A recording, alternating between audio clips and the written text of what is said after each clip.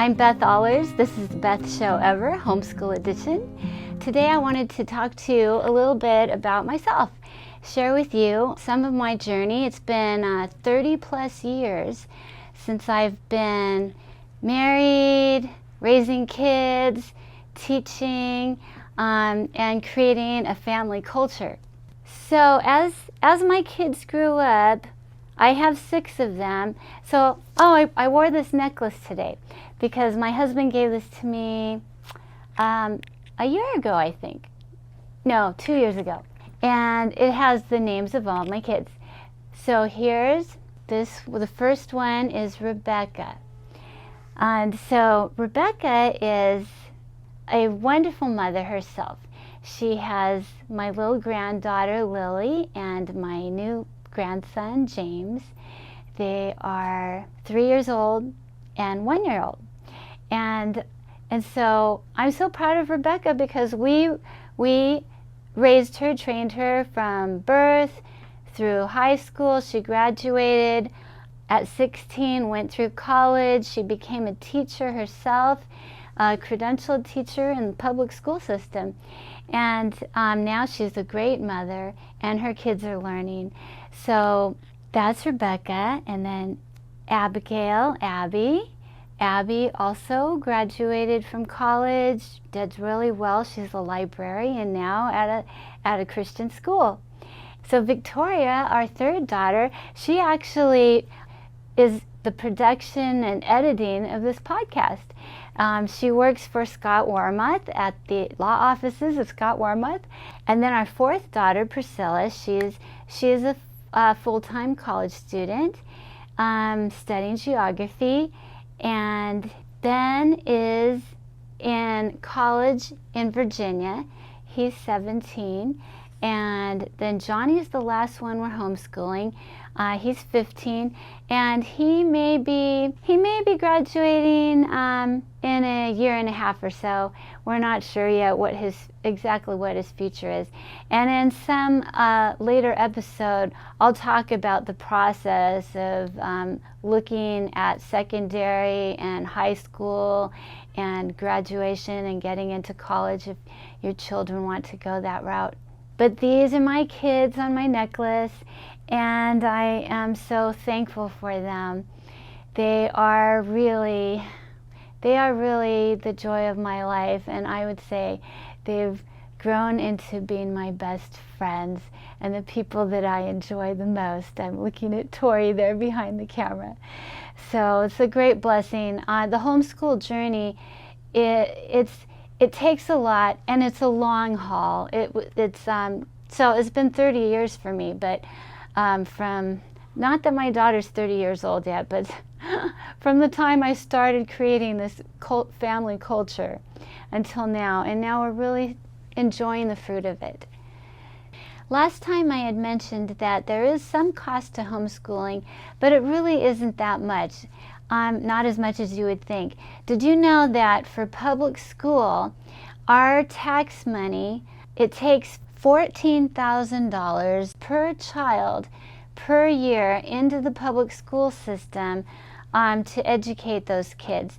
And in California, our school system is somewhere down on like number 49 out of 50 states. It's been there. And so all this money that we are pouring in, we're not seeing a lot of good results at all. There's a new initiative. I don't know if I mentioned it to you last time, but it's called CaliforniaSchoolChoice.org. My husband and I were at a conference last week. We had a table for publicschoolexit.com, and this idea has really moved forward. We've been working on it in California for, I don't know, about 3 years, and now it's progressed to the point where we can take signatures to get it on the ballot for next year. We need 1.5 million signatures. So go to CaliforniaSchoolChoice.org and find out how you can help to get petitions, spread petitions, and get signatures. All right. Now, I told you we'd get back to living books. So a living book is a book that stimulates the imagination, and you'll remember what the ideas are and what the content of the book is, because you are incorporating more parts of your brain, actually.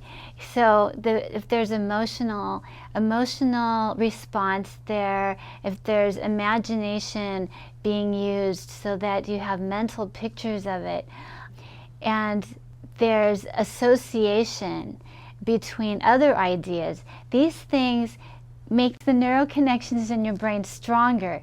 They say what fires together wires together. So when the ideas in the book are being associated with different parts of your brain and different parts of your life even, those wirings are stronger. You'll remember it for a lifetime. Okay, we're going to do something different this time. I'm not going to show you the name of the book yet. I'm going to read to you. And I want you to just sit back and relax, listen, enjoy it. And I'm not going to read too much, maybe just 2 pages. And I'll show you how I use this with my students. New Horizons. The vast blue ocean stretched out as far as she could see, yet it was on the eastern horizon alone that Priscilla Mullins fixed her gaze. The Mayflower had set sail earlier that afternoon, and the shores of her beloved England had long since faded in the distance. Standing alone, Priscilla swallowed hard as she realized that almost all she had known and held dear these 18 years of her life was also fading into the past. A quiet ocean breeze caught wisps of her brown hair, causing them to softly dance around the delicate features of her face. She gently brushed them aside and continued to gaze east, where the shores of her homeland had melted into the watery horizon. Would she ever again see her homeland? And what about her older brother William? Priscilla took a deep breath and tried to hold back her tears, but her thoughts raced on. What of the future? What would become of them in this new world? They knew so little about it. When they had left the English port, familiar faces bade them Godspeed, but that would not be the case at the end of this journey. Would there be even one friendly face to greet them? Once again, tears welled up in Priscilla's soft brown eyes. Now, as you were listening, did you have some pictures in your mind? Did you see an ocean? Did you see a ship? And who were the people? What did the people look like? You can close your eyes and remember the picture as you were listening. And what was the emotion? What was the emotion that the people in that scene were feeling? Just then her father put his strong carrying arm around her shoulders. Okay, so can you picture that? Picture that in your mind? Okay, now I'll show you the picture in the book. This is the way the artist saw that part of the book. So here's the ship, and so with the children, I'd ask the children, when I read this, I'd say, now what did you remember? And if they say, oh, I remember there was a girl on a ship and the ship was leaving, then I'd say, do you remember the name of the ship? And if they say no, then I'd read it. Then I'd read that part again. Or I'd say, do you remember the name of the girl? No, I don't remember. Okay, I'll read it to you again. And it's just the first paragraph there. Let's see if you remember. The vast blue ocean stretched out as far as she could see, yet it was on the eastern horizon alone that Priscilla Mullins fixed her gaze. What's her name? Priscilla. The Mayflower had set sail earlier that afternoon, and the shores of her beloved England had long since faded in the distance. Okay, so this is Priscilla Mullins, And this is the ship. Did you hear the name of the ship? The Mayflower. So these things are important ones that you want the children to get their attention. But then you want them to really get into the story. So I don't stop that often, but this was just an example. Because I'm not going to redo the whole book. You can find this for yourself. It's a beautiful book. It's called A Light Kindled, The Story of Priscilla Mullins by Tracy M. Leninger. And the reason why I picked this book is because last episode I showed you a beautiful piece of formal artwork that was a picture of Priscilla Mullins. And so when we tie in books and stories with artwork, the children are getting such a rich experience that they'll remember it more in years to come. And it becomes personal. So this is what I mean by a living book. It's not just a fact that you memorize. Memorize the name and memorize the date. But instead it's like you feel like this is a real person because she was a real person. And as you read the book, you feel like you know that person. So these are the living books, the living stories that really change a child's whole experience of history and of life, and so it applies to other times. This is history, other times. So you gain a relationship with people in other times, and it's the same with other places. So she's from England, and if we were to read more about her childhood in England, her first 18 years in England, then we would have an association, and I guess that the place and the time would feel real to us, like living, depending on how you experience it. And so you look for these books that give you a living experience, so that you it's like watching a movie. When you watch a movie that is it's a dramatized story, you feel like you are entering in, you are in that person's life, you are in that person's space, you are in that person's experience, and you remember it much more strongly. And even if you just hear a little tagline from the theme music, you might remember the whole experience. And so this is a joyful way for children to learn. The legal process can be intimidating. You don't know where to start, and you're unsure of what to expect. The attorneys and staff at the law offices of Scott Wormuth have been serving the San Gabriel Valley for over 35 years, helping people just like you navigate through the legal process and ensuring you're treated fairly. You can find them at law888.com or call 626-282-6868.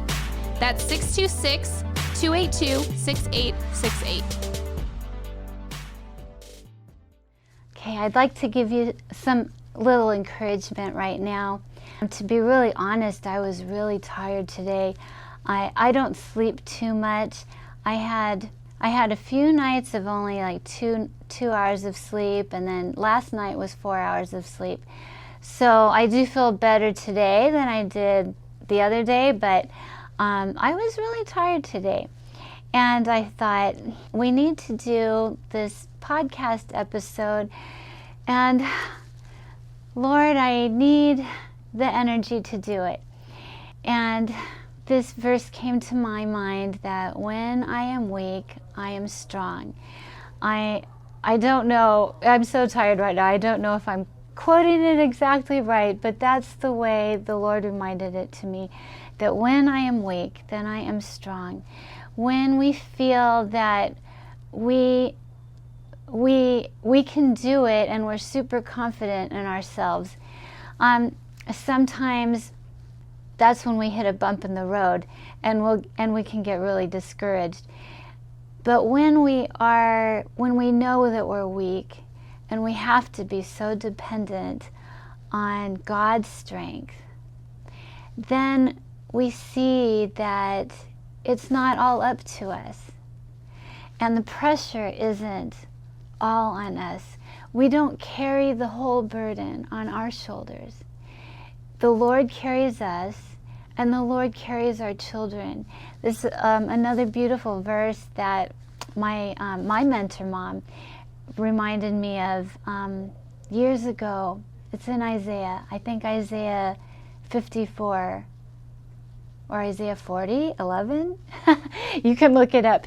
It says that the Lord is like our shepherd. It's not Psalm 23, but he carries the lambs in his arms, and he gently leads the nursing ewes. And that encouraged me so much when my children were young, because it was constant, urgent needs, moment by moment, no time to rest, and a very overwhelming time. And my mentor mom, she gave me that verse to show that even the nursing ewes, the Lord gently leads them. He's gentle with them. He knows. There's another verse in Psalms that says, he knows that we are but dust. He has compassion on us. So I give thanks to the Lord for his compassion and for his amazing grace, that in our weakness, he is strong. And so that's your blessing for today. I bless you in Jesus' name with the compassion of Christ. When you are tired, when you are weak, when you don't have the confidence that you wish you did, when we are weak, he is strong. So I bless you. See you next time.